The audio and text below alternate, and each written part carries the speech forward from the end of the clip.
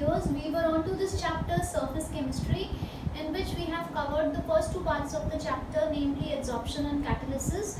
The third and the last part of the chapter deals with colloidal solutions. ठीक है, so colloidal solutions पढ़ने से पहले थोड़ा सा recap करते हैं. हमने solutions chapter पढ़ा था जिसमें हमने essentially एक particular category पढ़ी थी, that is true solutions. ठीक है, तो एक बारी हमने 9th में भी किया हुआ है, फिर से classification of solutions कर लेते हैं. So let's do classification. अगर मैं solutions को divide करूँ, ठीक है, so solutions can be divided into 3 parts, namely true solutions, ठीक है, colloidal solutions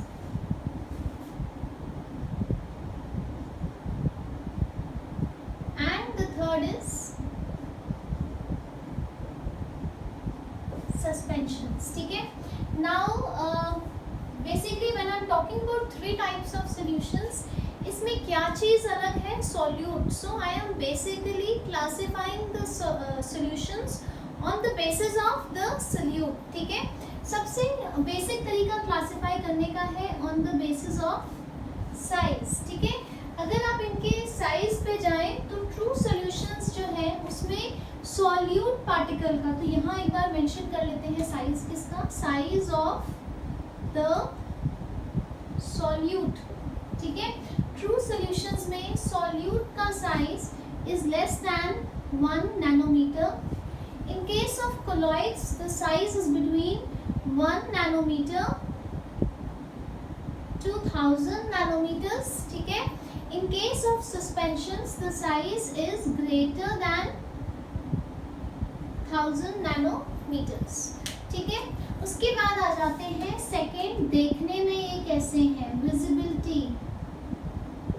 So in case of true solutions, they are so small they cannot be seen. And the solution seems transparent. Solution पूरा transparent दिखता है. In case of colloid थोड़े से बड़े हैं, so they can be seen with ultra microscope. ठीक है, और जो solution है it is transparent. In case of suspensions, the solution can be seen, the solute particles can be seen with naked eye. ठीक है, and the solution is opaque. ठीक है, आगे नेक्स्ट पॉइंट पे जाने से पहले यहीं पे एक एग्जाम्पल कर लेते हैं. ठीक है, सबसे पहले हम ट्रू सोल्यूशन का करते हैं. ट्रू सोल्यूशन इज जैसे NaCl in water, उसको हम क्या कहते हैं, we call it brine and we even call it saline. ठीक है, so in this case they can be transparent and in some cases can be translucent also. ठीक है, जैसे आपके पास एग्जांपल हो गया स्मोक, फॉग, ठीक है, milk. In case of suspensions जैसे mud and water. ठीक है, अब हम आ जाते हैं इनकी फिल्ट्रेबिलिटी या सेपरेशन. ठीक है, अब सेपरेशन अब किससे हो सकती है, एक है आपका फिल्टर पेपर और दूसरा है आपका अल्ट्रा फिल्टर पेपर. ठीक है, जब हम ट्रू सॉल्यूशंस की बात करते हैं तो ये फिल्टर पेपर और ultra filter paper. Now what is ultra filter paper? Ultra filter paper है जिसके पोर्स या जिसमें छोटे छोटे होल्स हैं वो नॉर्मल फिल्टर पेपर से भी छोटे हैं, they are ultra small, very small. तो ट्रू सॉल्यूशन में सॉल्यूट का साइज इतना छोटा होता है कि वो दोनों के थ्रू पास हो सकता है. ठीक है, कोलॉइडल सॉल्यूशंस का साइज थोड़ा सा बड़ा होता है, they can pass through filter paper but वो अल्ट्रा फिल्टर पेपर के थ्रू पास नहीं कर सकते. जब आप सस्पेंशंस पे आते हैं तो वो इतने बड़े हैं कि वो दोनों के थ्रू पास नहीं कर सकते. जैसे आप चॉक एंड वाटर को फिल्टर पेपर के थ्रू पास करो तो चौक ऊपर उठ जाती है ना. सो that is an example of suspension. Clear है यहाँ तक? इसको आप नोट कर लीजिए. उसके बाद आ जाते हैं सेटलमेंट. ठीक है. True solutions they do not settle. ठीक है. दे सेटल ओनली ऑन सेंट्रीफ्यूगेशन.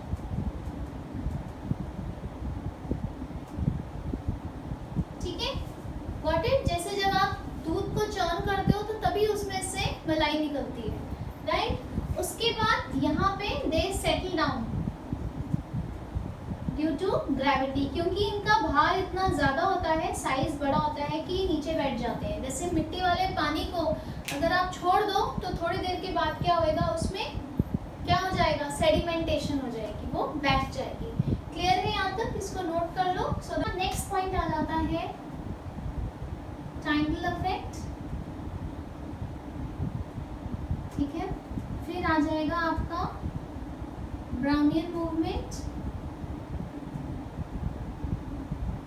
और लास्ट आ जाएगा डिफ्यूजन. ठीक है. सो ट्रू सॉल्यूशंस जो है उनका साइज बहुत छोटा होता है, इसलिए वो लाइट स्कैटर नहीं कर पाते. So they don't show Tyndall effect. ठीक है. Colloidal solutions they show Tyndall effect. कभी आपने देखा होगा, अगर आप सुबह सुबह जब कर्टन्स खोलते हो तो आपको धूप जब आती है रूम में, आपको उसमें डस्ट पार्टिकल्स सारे दिखते हैं. सो दैट इज टाइडल इफेक्ट. ठीक है. हम काफ़ी डिटेल्स में पढ़ेंगे टाइडल इफेक्ट आगे जाके जब कोलॉइड्स पढ़ेंगे. So they show Tyndall effect and suspensions also they can show Tyndall effect. Brownian movement. Again, they are very small in size, so they do not show Brownian movement. Colloids show Brownian movement and suspensions also they show Brownian movement. ठीक है. उसके बाद आ जाता है diffusion. They diffuse quickly. ठीक है. So they diffuse slowly and they do not diffuse. ठीक है. Brownian movement क्या है? zigzag motion. हम ये जो दोनों प्रॉपर्टीज हैं, these two are characteristic properties of colloids, वो हम आगे जाके बहुत डिटेल्स में इसी चैप्टर में पढ़ेंगे. ठीक है. इसको आप नोट कर लीजिए. So this was the classification of solute particles. ठीक है. That is true solutions, colloidals. and एक पॉइंट हम इसमें और ऐड कर सकते हैं. अगर आप इसकी क्लासिफिकेशन करो, केमिकल क्लासिफिकेशन, तो ट्रू सॉल्यूशंस यहाँ लिख लेते हैं. केमिकल क्लासिफिकेशन, तो आपके ट्रू सॉल्यूशंस क्या हैं? आपने चैप्टर पढ़ा था, chapter 2, sorry first chapter, homogeneous mixtures. Colloids क्या होते हैं आपके? Heterogeneous mixtures. एंड सस्पेंशंस भी होती हैं आपकी हेट्रोजेनियस मिक्सचर्स. ठीक है. क्लियर है? अब आप इसको नोट कर लीजिए. Then we move. So that was the classification of solutions. अब हम आ जाते हैं हमारे सबसे इम्पोर्टेंट टॉपिक पे, कोलॉइड्स. ठीक है. कोलॉइड्स जो है बहुत वाइड रेंज ऑफ सॉल्यूशंस बनाते हैं. आपका दूध कोलॉइड है, ब्लड इज अ कोलॉइड. ठीक है. प्रोटीन्स, स्टार्च, ठीक है, सेलुलोज, ये सारे कोलॉइड्स हैं. Nucleic acids are colloids. जितने भी आपके बॉडी में फ्लूइड्स हैं वो सारे कोलॉइड्स हैं. फॉग कोलॉइड है, स्मोक कोलॉइड है, मिस्ट कोलॉइड है. जो आप डिओड्रेंट्स यूज करते हो, they are colloids. So there are huge amount of colloids that we use. Virtually even जो आप सिरप, कफ सिरप पीते हो वो भी कोलॉइड है. ठीक है. सो कोलॉइड्स डेली लाइफ में बहुत ज़्यादा यूज होते हैं. ठीक है. सो लेट्स सी, जैसे आपके सोल्यूशन में दो चीज़ें थी, सॉल्यूट एंड सॉल्वेंट, उसी तरह कोलॉइड भी दो ही चीज़ों से बना होता है. ठीक है. पर उसका अब यहाँ पे नाम चेंज हो गया. जो चीज़ थोड़े से अमाउंट में प्रेजेंट होती है that is known as dispersed phase, और जो ज़्यादा अमाउंट में होती है that is known as dispersion medium, ठीक है, राइट। जैसे स्मोक है, उसमें क्या है, डस्ट पार्टिकल्स हैं और वो एयर में सस्पेंडेड है, ठीक है। So what is smoke? Smoke is dust particles suspended in air. तो डस्ट पार्टिकल्स जो है वो क्या है आपके डिस्पर्स्ड फेस, ठीक है, और जो हवा है that is your dispersion medium, ठीक है, क्लियर है।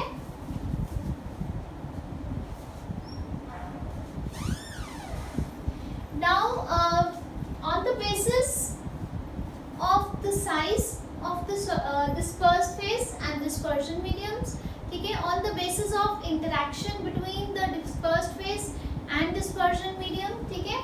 So there are three ways, basis of state, मतलब इसका क्या है, जो आपका dispersed phase and dispersion medium that is जो solute and solvent है उसकी फिजिकल स्टेट क्या है, सॉलिड, लिक्विड, गैस क्या है, ठीक है। So on the basis of state there are 8 types of colloids जो हम करेंगे। There is a table in NCERT which is given, ठीक है, उसमें से आपको क्वेश्चन 100% आता ही आता है, ठीक है। सो उसमें 8 पॉसिबल दिए हुए हैं, we will just do that after a minute. Second is on the basis of size, on the basis of size of the dispersed phase, ठीक है। तो there are 3, you have multi-molecular colloids, macromolecular colloids and associated colloids, ठीक है। on the basis of interaction, interaction किसमें, interaction whether they are lyophilic और lyophobic, कि उनके बीच में फोर्स ऑफ अट्रैक्शन है कि फोर्स ऑफ रिपल्शन है। अगर अट्रैक्शन है तो लायोफिलिक, अगर रिपेल करते हैं फेज एंड मीडियम तो लायोफोबिक, ठीक है। So there are 2, lyophilic and lyophobic, right. So we are going to take each one of them in great detail. सबसे पहले आ जाते हैं on the basis of state, ठीक है। On the basis of state, how many are there? 8, ठीक है। As you can see in the table, इसमें आपको फर्स्ट कॉलम क्या दिख रहा है, first column is dispersed phase, मतलब dispersed phase आपका सॉलिड है, लिक्विड है या गैस है, ठीक है। Second is dispersion medium, dispersion medium मतलब डिस्पर्जन मीडियम की स्टेट क्या है, सॉलिड है, लिक्विड है या गैस है। एंड थर्ड इज कि उसको हम क्या कहते हैं। For example if you see the first one in the table, अगर डिस्पर्स्ड फेज आपका सॉलिड है और डिस्पर्जन मीडियम भी सॉलिड है तो हम उसको क्या कहते हैं, हम उसको कहते हैं as given in the table it is called solid salt, ठीक है, कि dispersed phase भी solid है और dispersion medium भी solid है, ठीक है। जैसे आपके colored gemstones होते हैं, जैसे ruby होता है जो red color का होता है, you have emerald which is green in color, ठीक है। So moving on to the second one, जैसे second one में है solid in liquid, ठीक है, जब आपका dispersed phase solid है और dispersion medium liquid है then it is called a sol, ठीक है। So simply sol, right। इसमें एग्जाम्पल आ जाएगा जितने भी आपके बॉडी में बायोलॉजिकल फ्लूइड्स हैं, ठीक है, जैसे आपका ब्लड हो गया, राइट, आपका सेल के अंदर जितने भी फ्लूइड्स हैं वो सारे, टिश्यू फ्लूइड हो गया, जैसे साइनोवियल फ्लूइड हो गया, ठीक है, सेरिब्रोस्पाइनल फ्लूइड हो गया, जितने भी आपके बॉडी के अंदर फ्लूइड्स हैं they are called biological fluids, क्योंकि वो एक लिविंग बॉडी के अंदर हैं एंड वो सारे क्या होते हैं, दे आर सॉल्स, कोलॉइड्स, ठीक है। और उसमें भी कौन से colloids, sols, clear. They are basically macromolecules which are dissolved in mostly in water, ठीक है। So solid in liquid, right. Now come on to the third category, third is solid in gas, ठीक है। Solid in gas को हम क्या कहते हैं, aerosols, ठीक है। सॉलिड किसमें है, गैस में, गैस से एयर याद रखो, सॉलिड से सॉल, तो एरोसॉल, ठीक है। इसका सबसे बड़ा एग्जांपल मैंने आपको अभी दिया था, डस्ट या स्मोक। स्मोक क्या होती है, उसमें जो डस्ट पार्टिकल्स हैं वो हवा के अंदर होते हैं, ठीक है। So that is one example, right. उसके बाद आ जाता है आपका लिक्विड इन सॉलिड, कि जो आपका डिस्पर्स्ड फेज है वो लिक्विड है और जो डिस्पर्जन मीडियम है वो सॉलिड है, और उसमें आ जाएंगे आपके gels, they are called gels, ठीक है, राइट। इसमें कोई एग्जांपल दे सकते हो जो आप खाते हो, जेलीज, खाने वाली जेलीज हैं, दे आर ऑल जेल्स, ठीक है। The next is liquid in liquid. Liquid in liquid बहुत सारे हैं, जितने भी आपके कफ सिरप्स हैं, ठीक है, even the milk you drink, it's liquid in liquid, ठीक है। और उनको हम क्या कहते हैं, इमल्शंस, ठीक है। हम इमल्शंस चैप्टर के एंड में पढ़ेंगे थोड़े से और डिटेल्स में, ठीक है। And then you have liquid in gas, ठीक है। लिक्विड इन गैस को भी हम एरोसोल्स कहते हैं, सॉलिड इन गैस को भी एरोसोल्स कहते हैं और लिक्विड इन गैस को भी एरोसोल्स कहते हैं। क्लियर है। लिक्विड इन गैस का एग्जांपल क्या हो जाएगा आपका, जैसे आपके फॉग हो गई, मिस्ट हो गई, क्लाउड्स हो गए, ठीक है। सो क्लाउड्स क्या है, वाटर वेपर्स है, उनका बंच है which is suspended in air, so liquid in gas. Clear है। So next we move on to gases. Gas in solid. Gas in solid. कोई एग्जाम्पल दे सकता है gas in solid? Gas in solid को हम कहते हैं solid sol. इसका example है प्यूमिस स्टोन, ठीक है, जिससे हम जो है हाथ और पाँव को रगड़ते हैं, आपने देखा होगा उसके अंदर लगता है जैसे एयर बबल्स ट्रैप्ड हो, रफ सा होता है, प्यूमिस स्टोन, ठीक है। उसके बाद आ जाते हैं gas in liquid. Gas in liquid is called foam. जैसे आपकी व्हिप्ड क्रीम, ठीक है, जब आप क्रीम को फेंटते हो तो वो फूल जाती है क्योंकि उसके अंदर हवा भर जाती है, so that is an example of gas in liquid. Clear है। So the last, so these are the 8 categories. We do not have gas in gas, क्योंकि जो जब दो गैसेस हैं उनकी डिफ्यूजिबिलिटी बहुत है, अच्छे से मिक्स हो जाती हैं and they form homogeneous mixtures. So out of these are the 8 categories, what you don't have is gas in gas, ठीक है। बाकी सारे 8 combinations are possible. Clear है। इसको आप टेबल को ध्यान से नोट कर लीजिए, it is also given in the NCERT.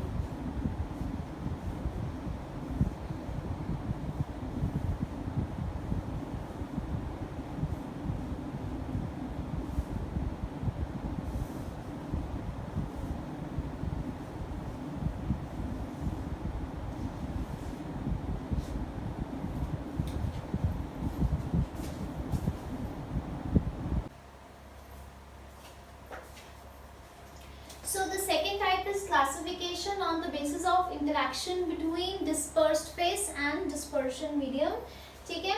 So on the basis of interaction मतलब कि dispersed phase और dispersion medium में attraction है कि hatred है। There are two types, lyophilic and lyophobic.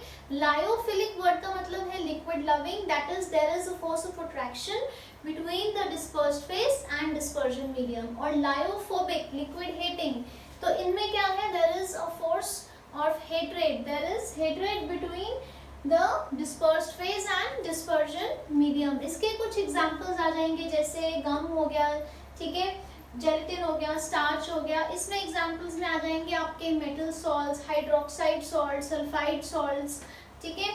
उसके बाद second, this is formed directly easily by mixing, क्योंकि already there is a force of attraction, तो उनको आसानी से मिक्स करो तो वो कोलॉइडल सॉल्यूशन बना लेते हैं।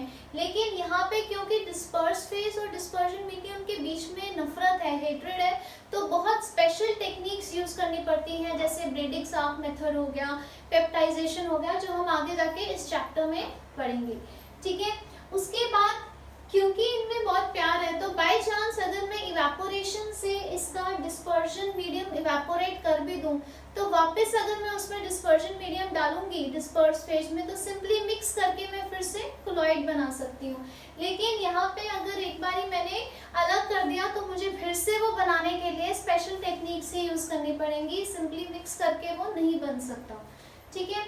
उसके बाद स्टेबल है, क्योंकि force of attraction is the driving force, this is unstable because उनमें हेट्रेड है, वो एक दूसरे के पास नहीं रहना चाहते। तो हमें इन केस में कुछ स्टेबलाइजर्स, कुछ केमिकल्स डालने पड़ते हैं, एड ऑन्स, जो इनको आपस में जोड़ के रखें, ठीक है। उसके बाद है कि ये अगर इसमें हम थोड़ी सी इलेक्ट्रोलाइट डाल दें तो इसमें कोआगुलेशन नहीं होती या प्रेसिपिटेशन नहीं होती। इस कॉन्सेप्ट को, कोआगुलेशन के कॉन्सेप्ट को आप लास्ट टॉपिक है इस चैप्टर का, बहुत अच्छे से पढ़ोगे। ये आसानी से कोआगुलेट हो जाते हैं या इकट्ठे हो जाते हैं, ठीक है। उसके बाद so this is the difference between lyophobic and lyophilic. Again you can get a question on difference, you can get an MCQ on the statement type of a question comparing the two, ठीक है। इसको ध्यान से note कर लीजिए। we move on to the next. Okay, so third is the classification on the basis of the size of the particles of the dispersed phase. So अगर आपके dispersed phase के molecules का size 1 नैनोमीटर से कम है तो वो अभी colloids की कैटेगरी में नहीं आ सकते। तो वो क्या करते हैं, जब उनको सॉल्वेंट में या डिस्पर्जन मीडियम में डाला जाता है तो वो एसोसिएट हो जाते हैं, वो इकट्ठे हो जाते हैं, दे कंबाइन टुगेदर। और जब वो आपस में इकट्ठे हो जाते हैं तब जाके उनका साइज जो है 1 से 1000 नैनोमीटर्स की कैटेगरी में आता है, and then they are called colloids. तो इनको हम क्या कहते हैं, multi molecular, because more of them, 2 or more of them, when they combine together then they come into the category of colloids. जैसे आपका सल्फर सॉल है, उसमें बहुत सारे एसिड मॉलिक्यूल्स जो हैं वो इकट्ठे हो जाते हैं, बेसिकली एग्रीगेट्स बना लेते हैं या ग्रुप्स बना लेते हैं, ठीक है, गुच्छे बना लेते हैं, जब तक उनका साइज 1 से 1000 के बीच में नहीं होता, ठीक है। मैक्रोमोलिक्यूलर क्या है, जिसमें आपके जो डिस्पर्स्ड फेज है, ठीक है, उसका साइज ऑलरेडी 1 से 1000 नैनोमीटर के बीच में है, एक सिंगल मॉलिक्यूल का ही, ठीक है। तो वो कोलॉइड की कैटेगरी में बिना किसी चीज के साथ कंबाइन किया आ जाता है, जैसे हो गए आपके प्रोटीन्स हो गए, स्टार्च मॉलिक्यूल्स हो गए, so they are basically already they are polymers, ठीक है, राइट। उसके बाद आ जाता है आपका associated colloids, very very important from your exam point of view, ठीक है। एसोसिएटेड कोलॉइड्स में एग्जाम्पल आ जाता है आपका सोप्स एंड डिटर्जेंट्स, ठीक है। तो एसोसिएटेड कोलॉइड्स क्या हैं, ये वो सब्सटेंसेस हैं जो लो कॉन्सेंट्रेशन में they behave as simple electrolytes,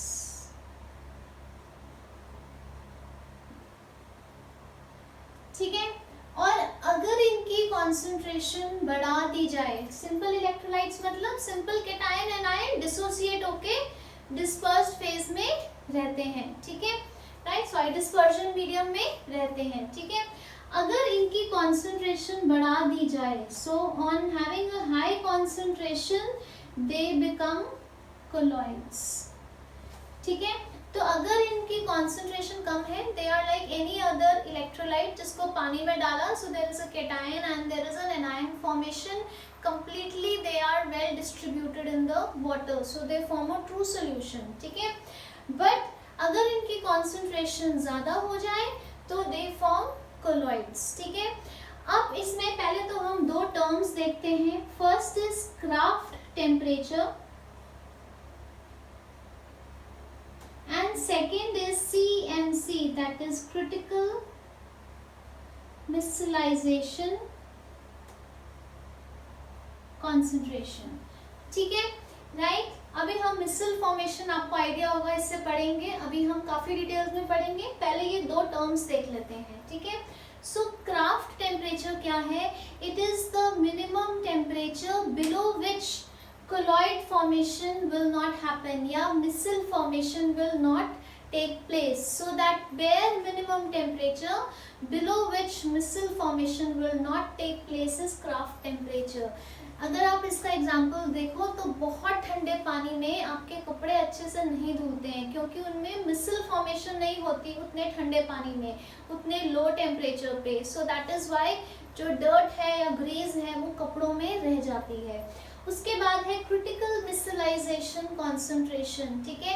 okay fine, craft temperature से आपका टेम्परेचर पानी का ज़्यादा है, लेकिन अगर CMC से कम, क्रिटिकल मिसलाइजेशन कॉन्सेंट्रेशन से कम कॉन्सेंट्रेशन होगी उस सोल्यूशन की, तभी भी मिसल फॉर्मेशन नहीं होगी।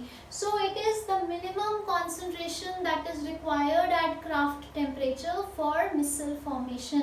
तो अगर आप बहुत थोड़ा सा सर्फ भी डाल दोगे, अगर कंजूसी करोगे, तभी भी कपड़े साफ नहीं होंगे, ठीक है। क्लियर। सो ये दो टर्म्स बहुत इंपॉर्टेंट है, आपको बोर्ड्स में भी डायरेक्ट इसका क्वेश्चन आएगा, ठीक है, 1 मार्क का। ओके, नाउ लेट्स सी कि एसोसिएटेड कोलॉइड्स, ये कोलॉइड्स कैसे बनते हैं, उसके लिए हम देखते हैं मिसल फॉर्मेशन का प्रोसेस, ठीक है।